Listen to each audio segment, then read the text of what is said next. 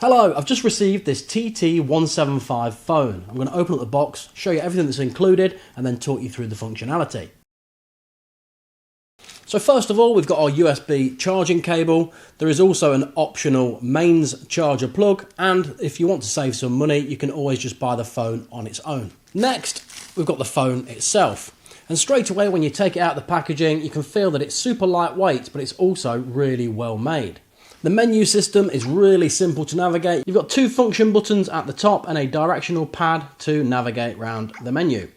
It has a large screen and all of the icons are clearly displayed in the menu. It's unlocked and works on most networks, and it even comes with a free SIM card with optional top-up available. Another great feature is that you can use two SIM cards at the same time, or you can just use one. So the TT175 is lightweight, it's really well made, it's really easy to use, and it's great for people that maybe want to detox away from smartphones, or for children or first-time phone users. To get yours, you can head over to TTfone.com, and the link will be in the description.